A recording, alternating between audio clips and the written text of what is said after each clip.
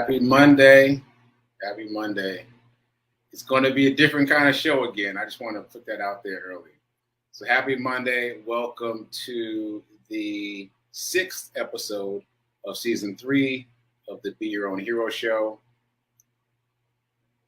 Yeah, just making sure I got that right. Yeah, 6th episode of season 3. HERO is an acronym. It means helping everyone reaps optimism. I'm just hearing it back to myself. Helping everyone reaps optimism. Helping everyone reaps optimism. And the HERO movement, the HERO ministry movement, is my effort to uplift and inspire the unhoused community through a number of different ways. It has expanded dramatically over the past year, including this show and many other things. So thank you for being here with me, for joining my journey of becoming my own hero, of being my own hero. Shout out to New Thought Media Network for allowing me the space and opportunity to talk about my journey of being my own hero. And I'm here Monday through Friday, 9:45 a.m. Eastern Time. And what is that? That's 8:45 a.m. Central and 7:45 a.m. Mountain. Okay, so that's all I got. That's all I have in terms of the introductory notes. Oh, quick disclaimer, I'm not a personal trainer, nor am I a financial advisor, so do your own due diligence. And let's get into it. So this is going to be an update. That's what this episode is going to be, an update episode from my last episode, Friday, and then over the weekend, and kind of what's going on with me now. And so the reason I seem a little off is because right up until the show started, I was still trying to decide what I was going to talk about. If I was going to talk about this, if I'm going to talk about that, and am I going to announce that? So I'm just going to go with it. This is going to be a free flow Monday. So if you did not see my episode on Friday, then you missed all the drama. So I started Friday's episode late, and I was out of breath, and I was freezing. I didn't even mention that, but I was freezing. During the episode, I was sitting on my hands to warm my hands up because my fingers were numb from being in the ice. But what happened was I ended up helping a neighbor. I ended up helping a neighbor. I'm going to retell the story because now that it's settled, there are some parts of the story that I think are more significant than others that I left out, and then some other parts that I can skip past. So I'm going to retell the story, and then I'm going to give an update. So that's what we're doing. Let me see if there's anyone in the chat. I need to shout out. Yep, shout out to Gladys. Thanks for that. I appreciate that. Shout out to Nan. I appreciate you being here live. And shout out to everybody who's going to check out the show later. Okay, so here's the story. It snowed in Nashville, and I went running despite the snow because that's the frequency I'm on. I'm on a everyday frequency despite the obstacles because that is the muscle I'm building in my mind. Despite the obstacles, let's move forward. So that's my personal goal. And that's why I've been able to do a run streak for as long as I have. Today is day 224 of me running every day. That's why. And usually I run outside. Again, that's why. More obstacles. It's more difficult. Okay, so I go running in the snow, and I ran a different route that morning, and someone waved. An elderly gentleman waved to me, and I waved back. This is not uncommon. Especially, not especially anywhere.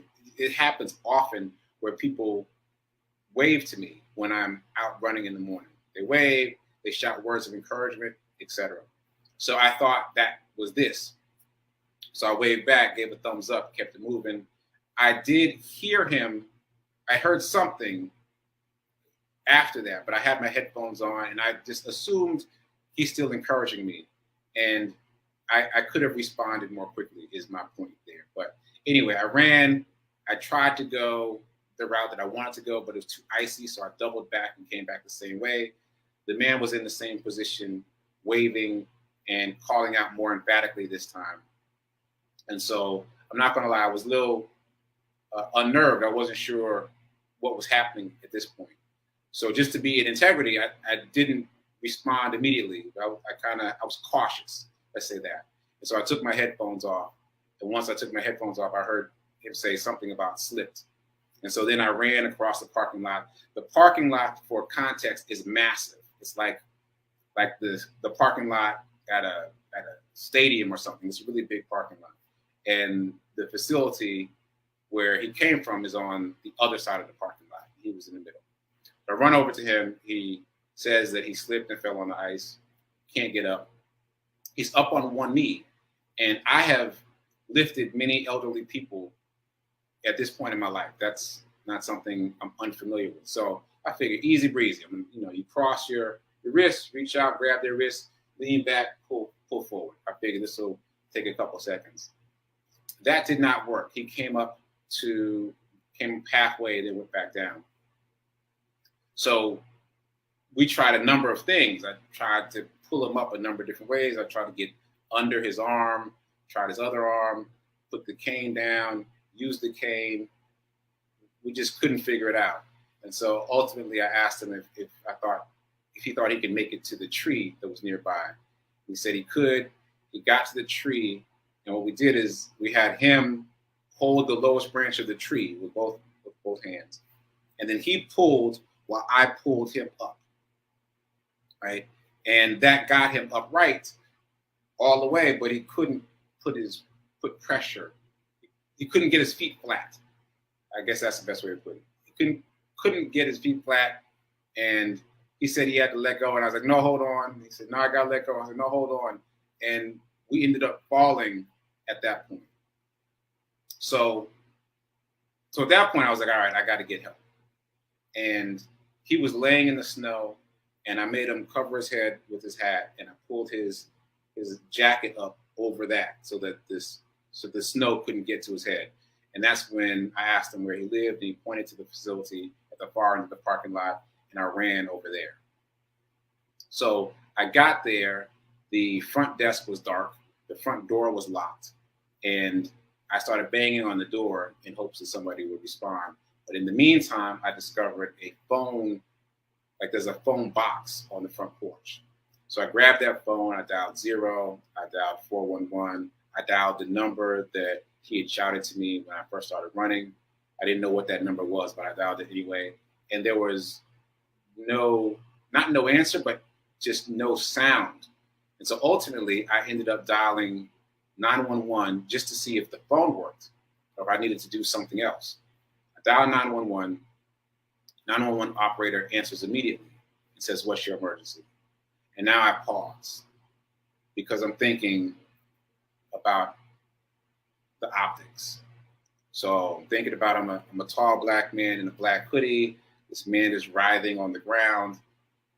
I didn't feel comfortable having the police come because I wasn't sure how they would react.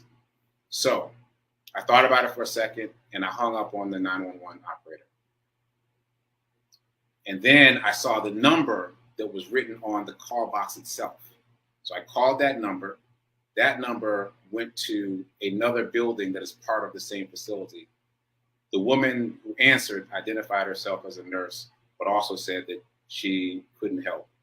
I asked all kinds of questions to find out something that she could do to help the situation.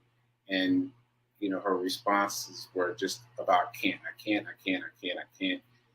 And mostly she was just interested in who I was and me identifying myself and being able to see me. She wanted me to move to the chairs on the front porch so that she could see me. I didn't know what that had to do with anything, but it's important because it made me aware of the chairs, the fact that there were chairs on the porch.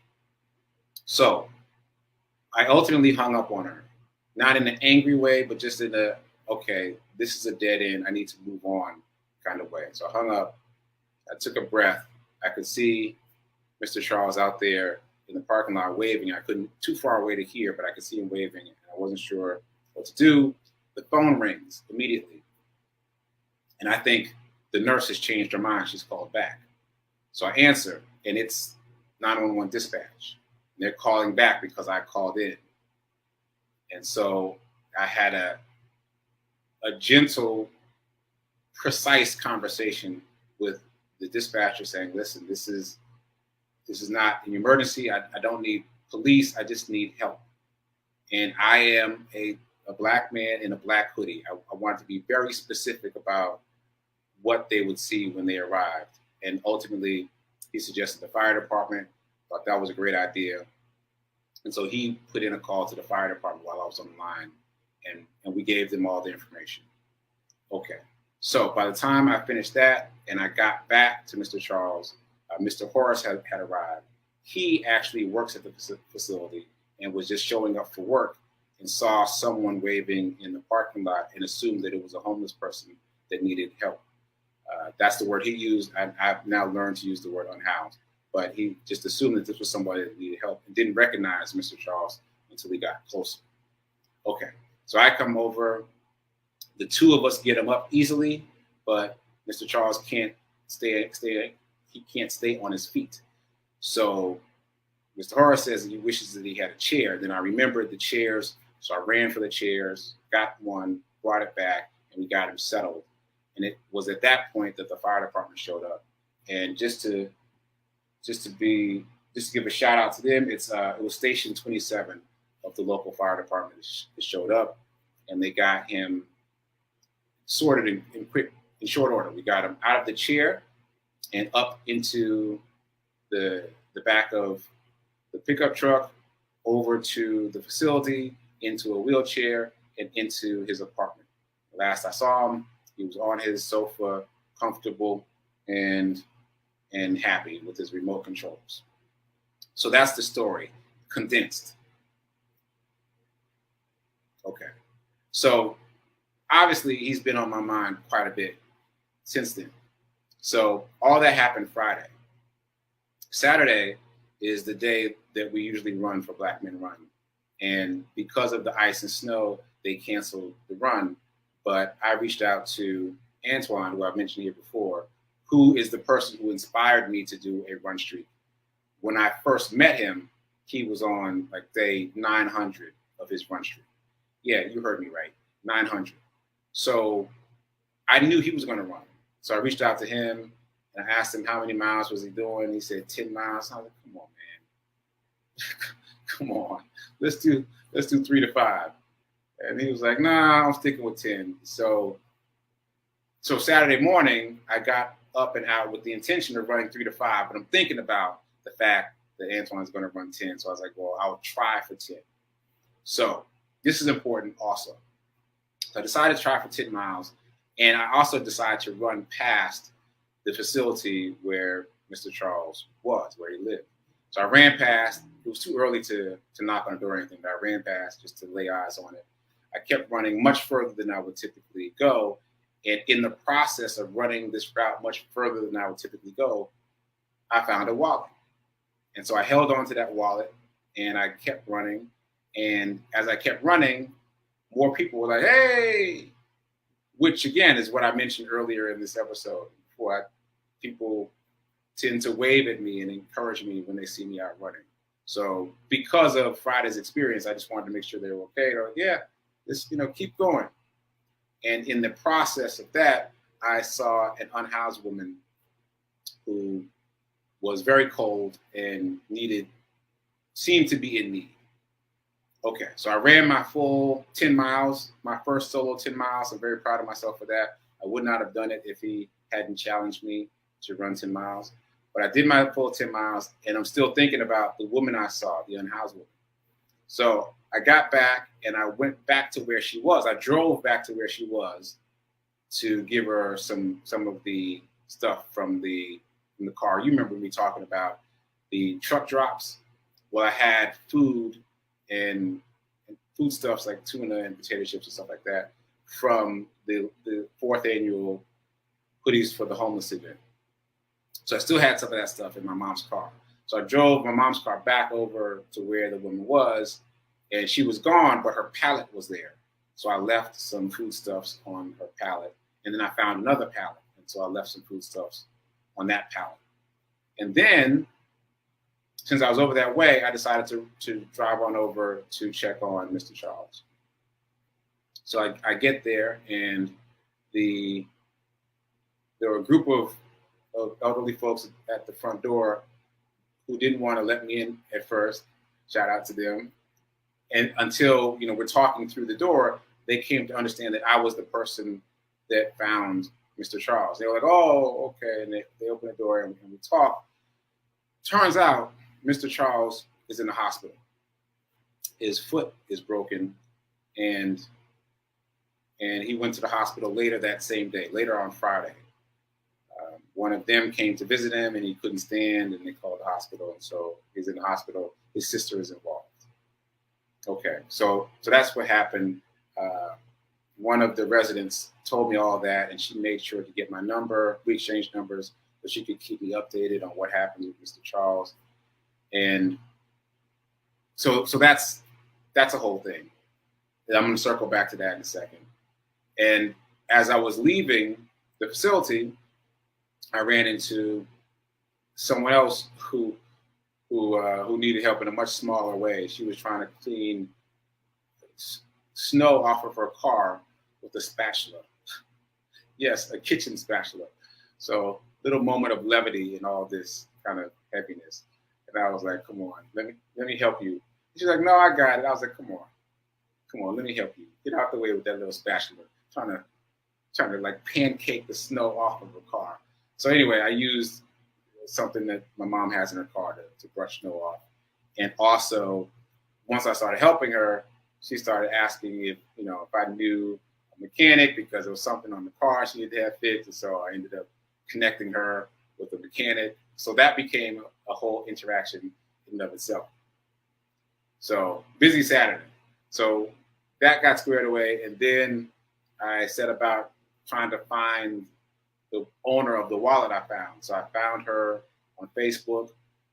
There are only 2 people with that name that I could find. I sent a message to both of them. One of them responded back very quickly, said, yes, I've been looking for it. Thanks so much.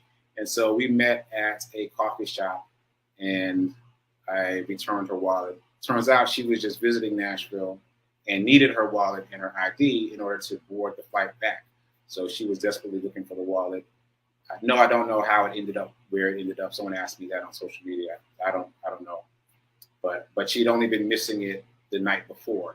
And to be clear, if I had not run 10 miles, I never would have run far enough to have found the wallet. So there's that serendipity. And I mentioned on social media that my mom calls these divine appointments. So the Mr. Charles situation was a divine appointment. And now here was a second divine appointment. So Friday and Saturday. So anyway, got our wallet back. And then, is that it for Saturday? I think that's it for Saturday. It was a very busy day. And then I got a text message from the facility where Mr. Charles works, the woman that I exchanged information with. She texted me to say, God bless you in all that you're doing. I just read the article about you. And I was like, there's an article about me? And she's like, yeah, you're in the paper. I recognize you from when you stopped by to check on Mr. Charles. And so this is funny because someone had emailed me about me being in the paper, but my mom and I had gone to the newspaper website. We didn't see anything, and then we stopped thinking about it. But apparently I am, in fact, in the paper. That woman that reached out to me is going to keep a couple copies for me at the facility. So I'm going to stop by at some point today to pick those up and also see if there's any updates with Mr. Charles. Okay. So I feel like I was going fast, but I just kind of wanted to get through all of it. So those are all the things that happened, right? And this is where Spirit is leading me. So I've said that since I stopped running for other people, that my run hasn't felt the same. And I said that I've been invited to do a couple of different charity runs, and I'm trying to figure that out. And I feel like this is it. This is it for me, that this is my next charity run. I am going to dedicate the next portion of my run streak to raising funds for Mr. Charles, because when the fire department first showed up, he tried to waive them off because he didn't want the expense. Now, to be clear, they did not charge anything, but because he thought they might have charged something, he wanted to waive them off. So I think, finances may be a concern now that he's in the hospital. And I told the longer story, or the more detailed story, about our efforts to get him sorted, because I can't be 100% sure that my efforts to help him didn't also cause more harm than good. I just can't know. So I feel in some way responsible. So that said, I'm dedicating this next portion of my run streak to raising money for Mr. Charles. I will probably use the same platform that I used before. I'll set it up soon and let you guys know. But if any of you are interested in helping me help him, I greatly appreciate it. And again, I appear to be connected with the people at that facility. And so there'll be more updates forthcoming. And I'll keep you posted. Maybe we can send some cards or something.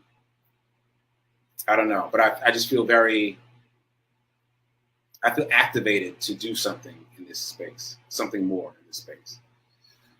Okay, so there we go. That was my weekend, and that's my now, and that is what will be the next piece of my charity run. And I can't wait to see the article.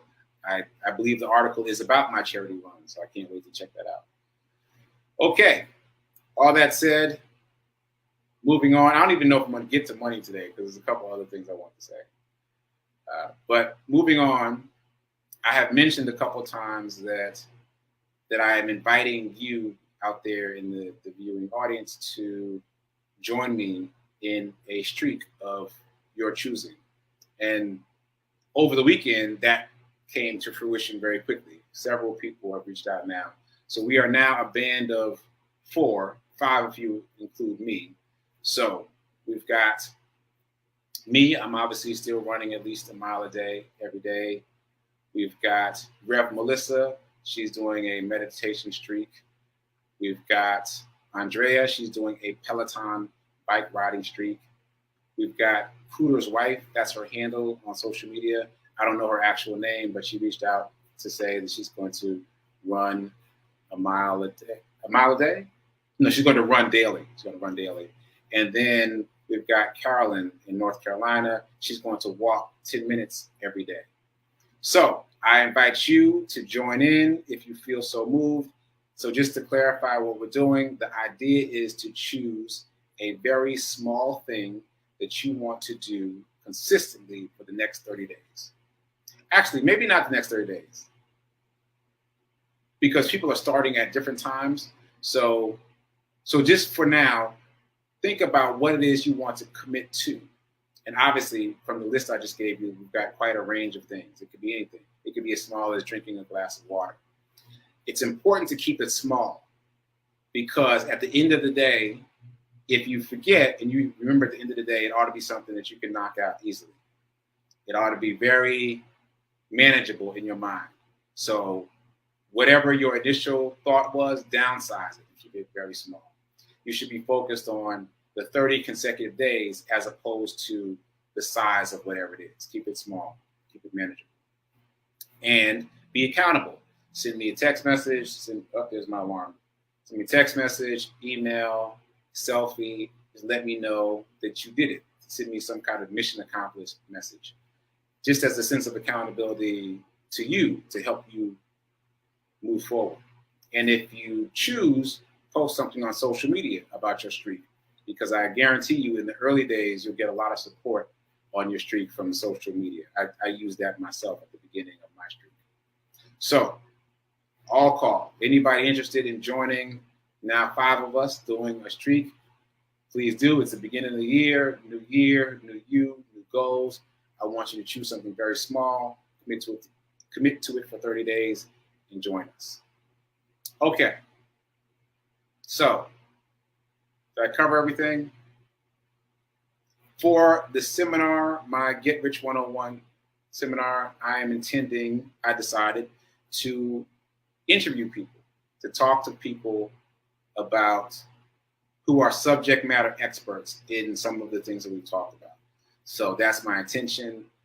I will reach out to some folks to see who I can get. I'm still targeting January 22nd as the first one. And now I'm thinking of it as a series of talks where I talk to people who have a little more information to impart than I do.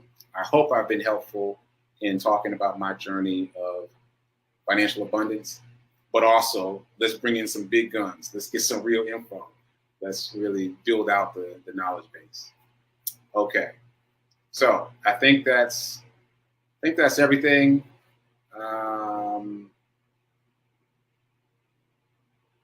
Yeah, so in terms of money, in terms of wealth abundance, I really didn't prepare anything for today. So I'll just say this. Be wary of conventional wisdom about finances. I came across that in a book over the weekend, and it really resonated with me because it seems to underscore everything we've talked about. Be wary of conventional wisdom. So if everybody knows about it, if everybody's talking about it and it's about money, be cautious. Do your own research because there's probably a better solution out there. Okay, that's it. Let me hop into the chat, see what's going on. Morning, Linda. Good morning, Tim. There's that cup of coffee. Where's the water, man? Where's the water? No water pressure today. I appreciate it. Appreciate that, Gladys. I appreciate you calling me a hero. Thank you, Nan. Yeah, it was quite a moving situation. And again, it is my intention to help out further as much as I can. Oh, Gladys is on too. Great. And we got another person on the street. So we're up to 6 people riding an indoor bike for 30 minutes every day. Fantastic. Okay. And good morning, Karen. Okay. So yeah, I guess I'm ending the show early for a change today. Just to recap. Thanks, Tim. Just to recap, I am inviting you to join the streak of whatever streak you want to do.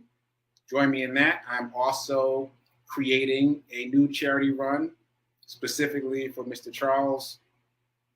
And